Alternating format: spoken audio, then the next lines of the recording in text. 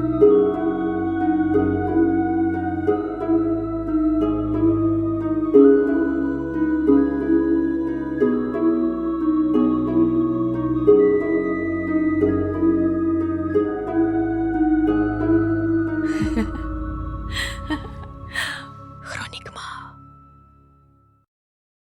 Welcome to your deep dive. We've got a fascinating set of materials here today, all focused on one epic confrontation, the Battle of Cannae. Absolutely. We're talking ancient accounts, modern strategic breakdowns. It's all here. And our mission today is really to immerse ourselves and you in this clash. Yeah. We need to understand the lead-up, the Second Punic War context, Witness Hannibal's, genius unfold on the battlefield. and really grasp the sheer scale of what happened to Rome that day. It was devastating. It truly was. So let's set the scene a bit. Late 3rd century BC, you've got Carthage, this established maritime power across the Mediterranean. The player. But then there's Rome, starting as more of a commercial city, but growing fast, ambitious, really looking to expand its influence. And they'd already clashed once before, right? The First Punic War. Exactly. And Rome won that one. Hmm? Carthage was defeated, had to pay heavy reparations. It definitely left scars. And it sowed the seeds for round 2. Yeah, you can imagine the resentment. And the sources mention specific families like the Barcids. Oh, absolutely. Amilcar Barca, a top Carthaginian general from the First War, he never accepted that defeat. He looked to Spain, saw its potential resources, manpower to rebuild Carthage's strength. And he brought his sons, including Hannibal. Yes, crucially. He reportedly made young Hannibal swear an oath, to basically never be an ally, never make peace with Rome. A lifelong enemy. Wow, so that hatred was deep-seated. You could say that. It simmered for years. Mm. Then fast forward to 218 BC. Hannibal makes his move. He attacks Saguntum. A Roman ally, right, that was the trigger. Precisely. Rome demands Carthage hand him over. Carthage refuses. And just like that, the Second Punic War is on. Yeah. A war that would really decide who dominated the Western Med. But Hannibal didn't just sit back, he did something utterly audacious. He really did. Instead of waiting for Rome to come to Africa or Spain, he decided to take the fight straight to Italy. Across the Alps. With elephants, it sounds almost mythical. It was an incredible feat of logistics, determination, everything. Crossing the Alps with an army, it sent a shockwave through Rome. It showed he meant business right at their doorstep. And he wasn't just showing up, he was winning. Big time. Oh, yeah. Early on, he hands the Romans some serious defeats. Trebia in 218, then Lake Trasimene in 217, a massive ambush. That must have caused absolute panic in Rome. Their invincibility was suddenly shattered. Total panic. They thought their legions were unbeatable. So, in this crisis, they turned to Quintus Fabius Maximus. The delayer, the cunctator. That's him. His strategy was basically, don't fight Hannibal head-on. Harass him, cut off his supplies, wear him down slowly. Attrition warfare. Smart, maybe, but not exactly what the Roman public wanted to hear. Not at all. They were baying for blood, for a decisive victory to kick Hannibal out. This Fabian strategy felt like cowardice to many. Didn't they try appointing someone else alongside him? They did, yeah. Minucius Rufo, he was much more aggressive, wanted to fight. He engaged Hannibal. One lost? And got beaten pretty badly, which ironically kind of proved Fabius right. But the political pressure was immense. Rome wanted a showdown. Which brings us to 216 BC and the new consuls, Lucius Aemilius Paulus and Gaius Terentius Varro. A real contrast there based on the sources. Varro sounds, impetuous, super eager for a big battle, convinced Roman numbers would just crush Hannibal. And Paulus, more cautious. Seems so. Likely understood Hannibal was tactically brilliant, maybe remembered Trasimene. But the pressure, the public demand to avenge the losses, to protect Rome itself, Rome Eterna, it was overwhelming. They both agreed to seek a decisive battle. And Hannibal gave them the perfect opportunity, didn't he, by seizing the supply depot at Cannae? A brilliant strategic move. Cannae was a key grain supply point for the Romans in that region. Kicking it basically forced Rome's hand. They couldn't ignore that. So more panic in Rome. You bet. This leads to them assembling this absolutely enormous army. We're talking over 80,000 soldiers, maybe more. Against Hannibal's, what, less than 50,000? Yeah, significantly outnumbered. The Romans marched down to Cannae, determined to end this. There was even a small skirmish beforehand. Oh, right. Varro claimed a victory. He did, which probably just boosted Roman confidence even more. Maybe papered over any lingering doubts Paulus had. They were ready for the main event. So, August 2nd, 216 BC, the morning of the battle, picture the scene. This vast Roman army lines up. Their deployment was mostly traditional.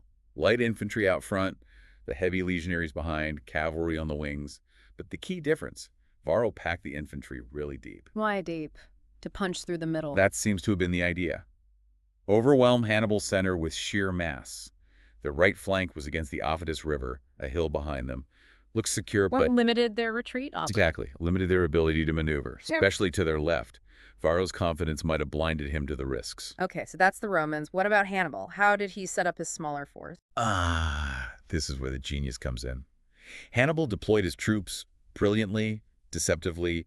In the center, he put his less reliable Gallic and Spanish infantry, but not in a straight line. The crescent shape. Yes, bulging outwards towards the Romans. It looked thin, almost weak. A deliberate invitation for the Romans to push forward. Like bait. Precisely. And behind this crescent, on the flanks, almost hidden, were his best troops, the veteran African infantry. His cavalry was positioned on the extreme wings. The heavy Spanish and Gallic horse under Hasdrubal on one side, the fast Numidians on the other. He'd clearly studied the Romans. Absolutely. He knew they relied on that heavy infantry charge. He even thought about the conditions positioning his army so the morning sun and the dusty Volturno wind would be in the Romans' faces. Little things, but they add up. Okay, the lines are drawn. The battle begins. The Roman legions advance. Thousands of them. Imagine the ground shaking. They surge forward, aiming straight for that Carthaginian crescent. And the center gives way, as planned. Exactly. The Gauls and Spaniards in the center started to fall back, slowly at first, then faster. The crescent bent inwards, becoming concave. To the Romans, it must have looked like they were winning, breaking the enemy line. So they push deeper and deeper in. Deeper into the trap. While this is happening in the center, the cavalry battle erupts on the flanks. And this was crucial, wasn't it? Absolutely critical. On one flank, Hasdrubal's heavy cavalry just shattered the Roman cavalry opposite them. A swift, brutal victory. On the other flank, the Numidians, though maybe not winning outright, did their job perfectly.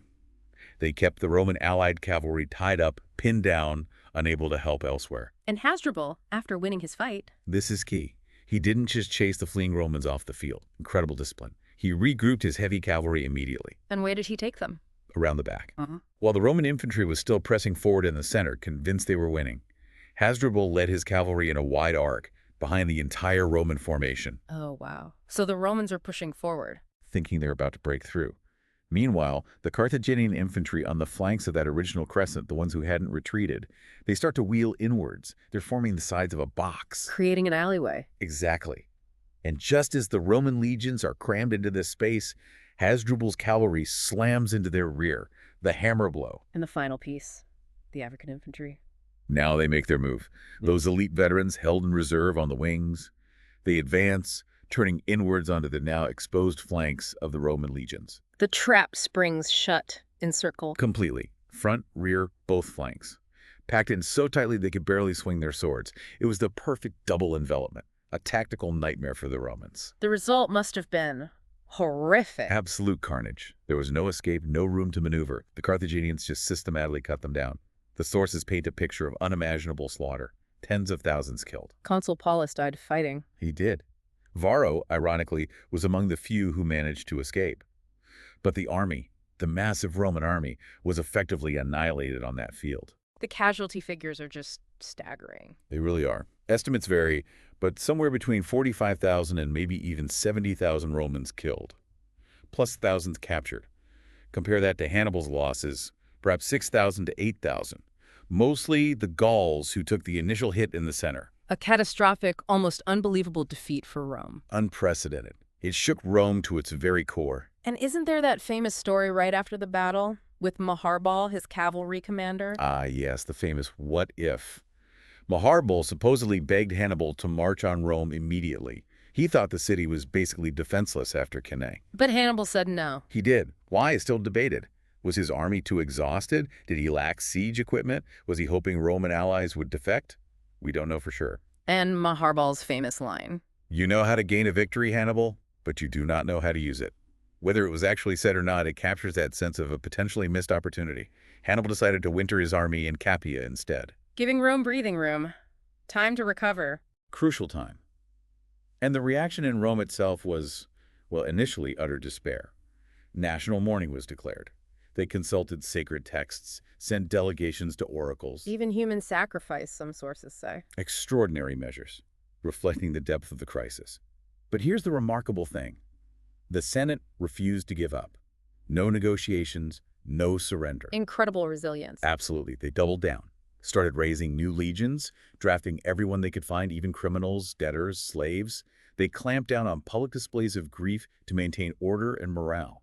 And new leaders started to emerge from this disaster. Yes, this is where figures like the young Scipio Africanus start to make their mark, rallying survivors, vowing never to abandon Rome. It was a crucible moment. So Cannae forced Rome to rethink everything, militarily speaking. Fundamentally, that deep, rigid infantry formation, clearly vulnerable, it pushed them towards developing more flexible tactics, the manipular system, eventually the cohort system.